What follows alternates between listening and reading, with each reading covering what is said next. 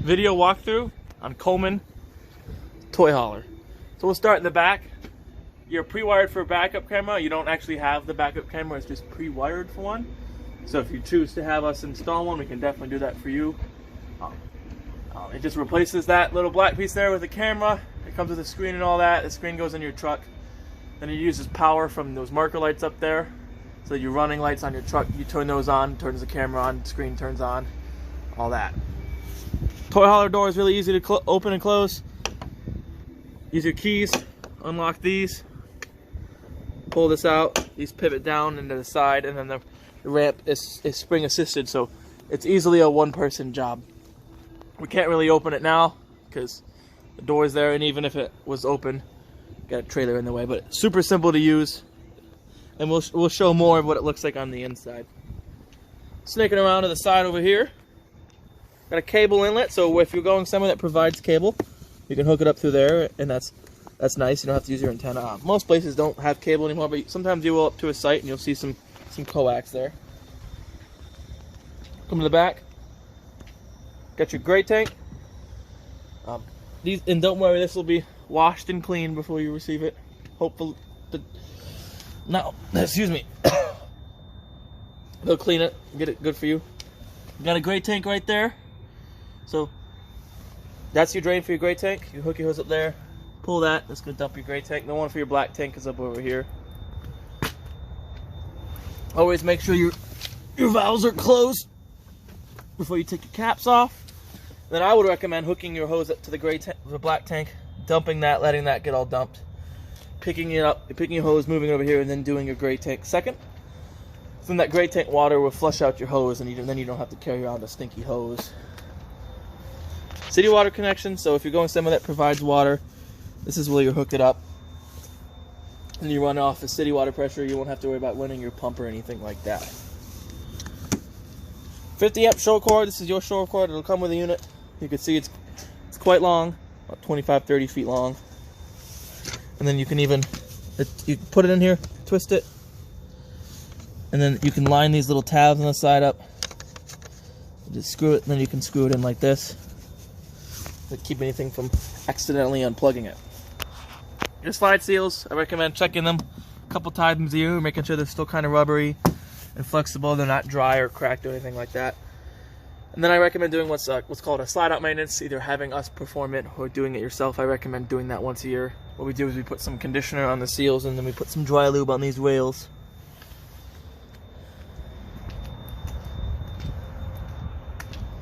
Come along. Not a whole heck of a lot over here. It's pass-through storage.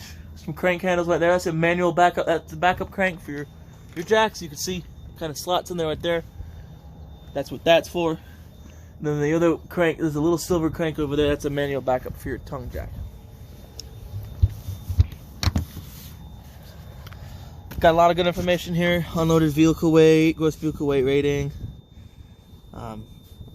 Your VIN is, see what your VIN is. Usually they print right there. You'll need that for insurance. It's got a good information. Tire pressure 65. This is what you have it at. Tire size, if you would want to order new tires, you can do that. So good information there. Get your battery. It's a Group 24 RV marine grade battery. There's a spot for a second one, so if you wanted to have two batteries, you could. In the winter, I recommend taking your battery out, storing it like in your garage or your basement, somewhere warmer. If it's going to be a couple weeks between trips, I also recommend just disconnecting your negative lead, which is your black one. Disconnecting off the battery, set it aside. That'll keep anything from using your battery when you're not around. Power tongue jack with a light. There's a light switch right here. And then you can raise and lower it with this one. And then this right here, pop this open. Let's see if we can. That's where you put your crank for your manual backup. So if the power were to fail, or your battery were to die, or the motor for the jack were to mess up, this is how you would manually do it.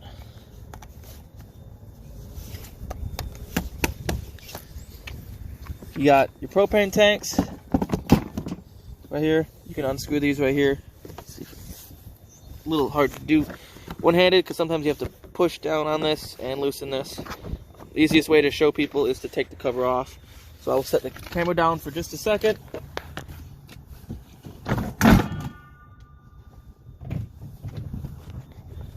There we go. Dual 20-pound cylinders. They will be filled for you before you take it. When you get your automatic changeover regulator here, so wherever that's pointing to, it's going to pull from that tank first. When this one were to get depleted, it'll pull from this one, if this one were to be on. The only thing is this won't move automatically, indicating it has switched. So keep that in the back of your mind. You might still think you're on this tank when really you're halfway through this one and you're almost out of propane. So keep that in mind. Some people put it in the middle like this, thinking, oh, it's going to pull from both tanks equally. No, it doesn't work that way. One or the other.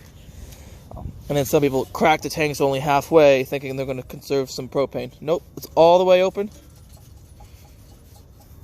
or all the way closed. There is no in between. And then you do have a rack here for some extra items if you wanted to build a whole bank of batteries here, so you can run off your batteries all the time. That's good. But again, your battery's only 12 volt, so you'll only be able to run 12 volt appliances off just strictly your batteries. Moving along, you are pre-wired for solar. So you get the solar kit that comes with that. Plug in the panels. You have to buy the Furrion kit for it, and that just is going to trickle charge your battery. So you could camp somewhere just running off of what you can off your batteries, and your solar charge keeping it charged up. Here's the other side of that storage. Here's the mother cranks. And then this one right here. Yeah, access to right there. That's if you opted for a spare tire. This don't come with a spare tire, but you can buy one and then hang it in the middle there. Power jacks.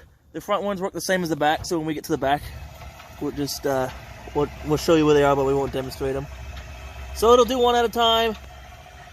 That way, if the ground were to be uneven, one will touch, stop, and then the other one will go. That way it doesn't pick it up sideways. If your leg starts doing that, sometimes they get put funky. Flip it over before it hits the ground, like that. Then you can hit extend. Then once they both have contact, it'll start pushing up a little bit. These aren't meant for picking up the camper. They're not meant for leveling the unit. They're just stabilizers. If you want your unit to be level, for front and back, you would use your tongue jack. And you can buy those peel and stick levels, or if you have like a little torpedo level, you can set on the A-frame up front. If you want them side to side as you're backing up, you can put some blocks underneath your tires and back it onto blocks to get it even side to side. Then you would run these jacks down, snug them to the ground a little bit, and that's going to get all the shake out of it. If it's going to be loose dirt or grass, I recommend putting some pads underneath there, spread out the weight some. Outdoor power, it is GFCI protected. So all your GFCIs are actually on the same circuit, so if this one were to trip, every outlet labeled GFCI is going to trip as well. And then you reset it in the bathroom, and we'll show you that when we go in. Fresh water fill, so if you're going somewhere where you know they don't have water and you'd like access to water, you can fill it up through here. It fills the onboard tank. Rest your hose in there, don't jam it in there. Turn it on, let it fill. You can monitor its progress from the fill panel, from the panel on the inside. Also, if you start seeing the water squirt out everywhere, you're full. And then I recommend draining that after every trip, because if you use half of it and you didn't realize it, you leave the water sitting there, it'll start to get smelly and stagnant. And then that's the drain for it right there. Got your water heater. Very easy to use. It's all set up to be used when you're ready. And then as soon as you hook up water to it, it's going to start filling up. And the controls for it are on the inside. The only other maintenance-wise and things you have to do is I recommend draining it after every trip, just like your water heater. So if you're using it for a week and then it's going to be 2 weeks until you go camping again, make sure you drain all the water out of it. That's your plug for it. It's 15/16 socket. I use a socket with an extension and a ratcheting wrench. That's easier than the tools that you can buy that are like box end wrenches, and I always end up scraping my knuckles on all this heat shielding. Before you pull your drain plug out to drain it though, you want to relieve your pressure. So you pull this open, it'll lock open, You'll see water squirt out. That's fine. Everything out here is designed to get wet. Once the water stops squirting out, snap it closed. Then you can take your drain plug out. Now, if you still have the water hooked up and your hose was on, this will never stop squirting out of there because you're constantly filling with water. So make sure you turn the water off before you drain it. Once that's all relieved of pressure, you can pull the plug out, set it aside. It'll kind of gurgle out. If you wanted it to drain faster, then you could reopen your pressure relief, and that'll allow airflow, and then it'll make the stream continuous, and it'll drain a little bit faster. But if you neglect to do this before you drain it, and especially if you've been running it, it gets hot, it's going to build even more pressure. You take this off, you're going to get a hot bath, and you might even have it get shot across the campground, and then you lose it, and then you'll have to buy a new one. Other than that, those draining procedures, you want to make sure in here it's clean. Sawdust, debris, spider webs, bee's nest. I've even seen a bird's nest in one of these, but that's just a rare special occurrence. And then keep it clean in here. If you don't clean in here, one day you'll turn this on and it'll go, and you'll have like a lick of flame come up to the side of it. That's because the debris is restricting gas flow, and instead of it being a constant burn, it'll be a flame. And if the flame gets up and touches this, then your water heater won't turn on again. So keep it clean. Then you close it by pushing it in and rotating that. That tab holds it in. Exhaust for your furnace. It's another thing you just want to every once in a while inspect, keep it clean from any debris. They make screens you can put on these. They don't recommend you run them with the screen on because it restricts airflow. And even though it's exhaust, you need good airflow coming out so the furnace works efficiently. So keep it clean in there. Fridge, similar deal. Clean up in here. You can clean this cover off real good. There's even a vent on the roof for it. Clean that too. And even if you wanted to, you could pop this off, give these a quarter of a turn. I use like a coin or a screwdriver, flathead screwdriver, whatever you got. Pop it off, clean back in there if you have to. And over here, that's your exterior vent for your range hood. So if you're cooking on your range, you pop this little plastic tab in there. You'll see, you pop it open when you're cooking on the range and you have your fan going. That's allowing the fan to actually push the air out somewhere. If you have that closed, your fan really wouldn't be doing anything. Then I always make sure I snap it closed before I travel, else you can hear it clipping around the side of the camper. And then overnight I close it, make sure it's closed too, because sometimes you'll get some insects in there. Move it along. It's a little outdoor shower. They call it a shower, but I mean when you have it set up, it's like at waist level. But it's good if you have kids or pets and you need to spray them down before they go inside. They got sandy, muddy, whatever. That's perfect for that. You got hot and cold out there. You get a black tank flush here. So I would only use this when you're dumping your tank. It even says right there. Because there's a nozzle in there. When you hook it up, there's a sprayer in there. It'll spray out your black tank. It'll keep the sensors clean so you don't get false readings.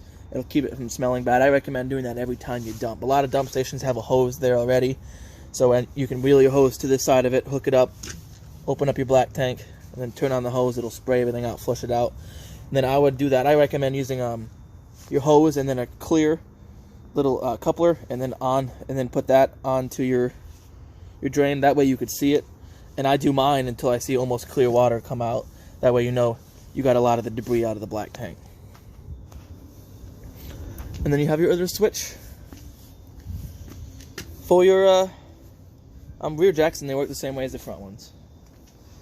So that's pretty much it for the exterior. A few things. All your sealant around everything is warranted through us for 90 days.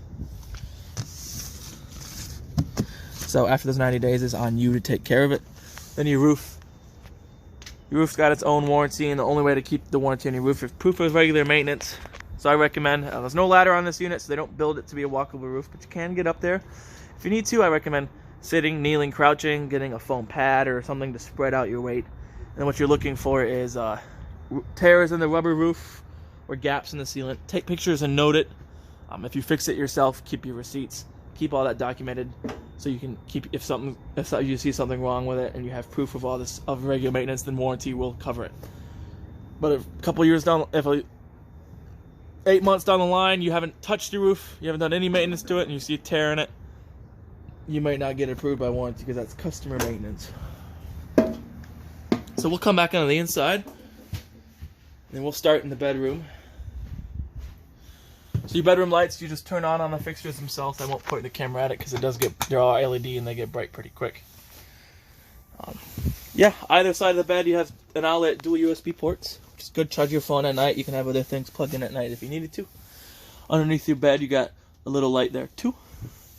Then you have a vent in here. Crank it open, that'll allow airflow. It is pre-wired for second AC. It'd be a non-ducted AC. It'd be the one where the knobs are on the AC itself. But that'll definitely help if you notice it's starting to get a little bit warmer in the bedroom than it is everywhere else. That's perfect for that. We'll come on into the other side of the bedroom. You have a spot for a TV right here. This is where they put a backer in the wall. This is a bonded wall. Oh, not a bonded wall, rather. Stick and tin, but they put a wood backer right here. So that's where you'll put your TV there. Look at your screws that came with your TV mount that you bought. If you think they're too long, they probably are too long. If you mount your TV here and you poke a screw through the outside of the unit, that's not something we can warranty. That's customer damage. Then we'd have to do all that work to that. So just look at your screws. You don't want anything longer than about that big. The best way to do it is I usually come up to my doorway right here and then hold the screw up right there.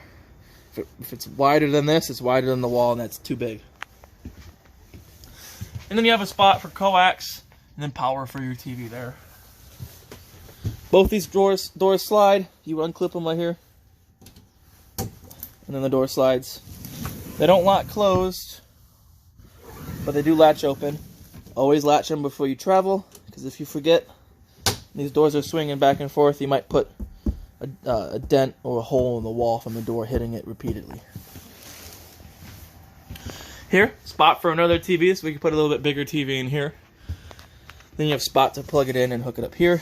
So this one right here is antenna power, so if you have your TV hooked to there, so you hook your TV up, turn it on, that's your booster for your antenna. That's what's going to allow your antenna to work better and properly.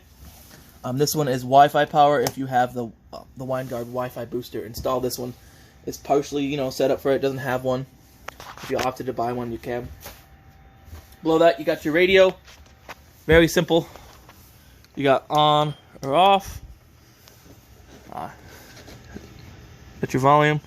In July 2018, you have zones. So zone 1 is inside. Hit it. Turns inside off. It'll just be outside, and then vice versa. You would have it inside on, outside off. So if it's late at night and you want to listen out music and not bother your neighbors, it's perfect for that. Or if you got someone napping in here and you want to listen to music outside, you can do that too. Then you have you can scan your channels through that there. If you have your phone hooked up, you can use this to pause and play Bluetooth music. You can hit the Bluetooth button. You look for Furrion, the DV3050 SB on your phone, and you pair your phone to it. Sometimes they ask for a pin. It's either going to be all ones, all zeros, or 1, 2, 3, 4. Then you have auxiliary hookup, headphone, USB, and then you have presets, push and hold to save your preset. Very simple. You got a fireplace down there. You have controls for it here, but you also have a remote for it. See if we can't find the remote for it. It'll be in right up here. So you got your remote right here for your radio, which works for your radio, and your remote for your fireplace. So your fireplace is simple. You have on or off. You can change Celsius to Fahrenheit. You can see it read there. You can change how big your flames are.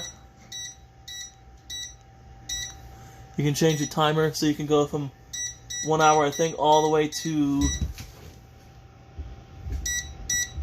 8 hours. Yep. And then right here you have temperature settings, so you can increase the temperature.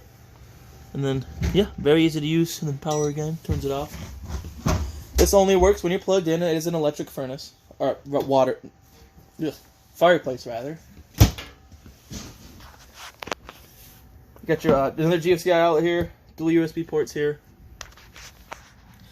You have controls for your water heater on gas. Water heater is gas only. You turn it on gas, your gas is on. Turn the burners on, it'll allow it to cycle on and off. You can read your tanks here. So you don't have a second gray tank. You just have a black tank and a black and gray. We will double check before we leave, but from what I saw outside, you have a black and a gray, and that's it. You just hit it, you can read how full your battery, your fresh, and all that is. Your battery's always going to read full when you're plugged in. You have your controls for your awning here, so you can extend it, It doesn't automatically stop when you go out. You have to visually look.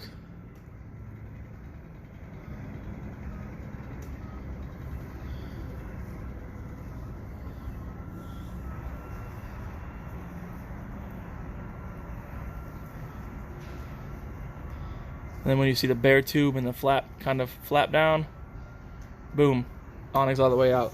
They are adjustable for pitch. So if you got if it's raining a little bit and you want water to pitch off to one side, grab it here, the large part, pull it down, and then you can adjust it. Sometimes you have fan here. Like I said, if you have this running, you want to make sure your outdoor vent, the flap is open. Cooktop right here, folding glass cooktop. Got your burners. There might not be gas in there. There's gas. You turn it to the flame, click it over, spark it, lights the burner. Same for all of them. You have a light here to turn it up, just turns these on, turn it all the way down, turns those, and then one in the oven on.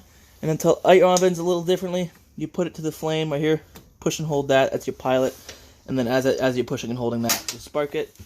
You can see in there's a pilot. I'll watch it spark like this. So as you're doing that, once you get the pilot to light, then you can turn it to whatever temperature you need. So close that.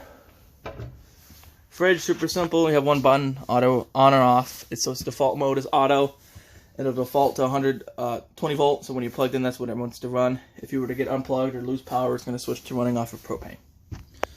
Got your breaker box here. All your breakers for your 120 volt appliances, all your fuses for your 12 volt.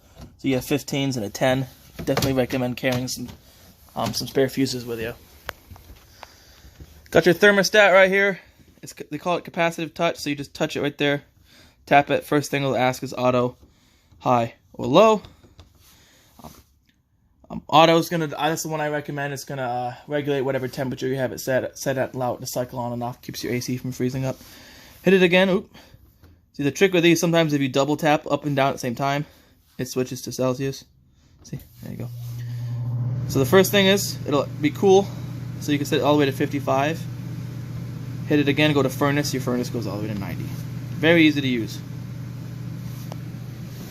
And here you got your bathroom, shower, very simple, hot and cold. Toilet, as long as you push in this pedal, it's flushing.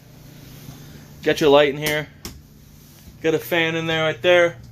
Crank it open, you have a button to turn the fan on and off. I definitely recommend running the fan when you're taking a shower.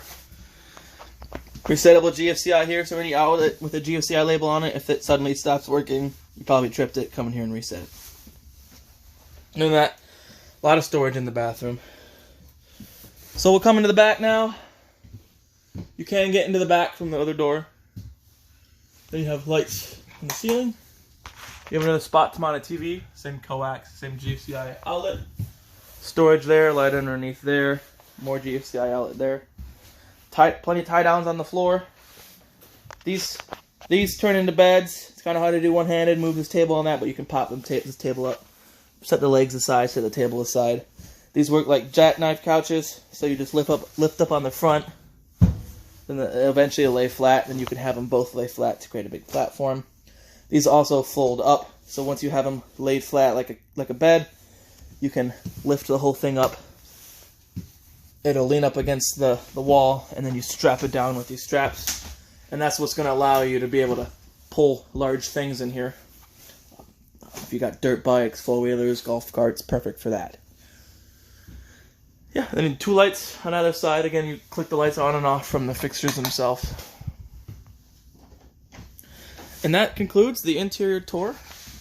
And I hope you enjoy your Coleman.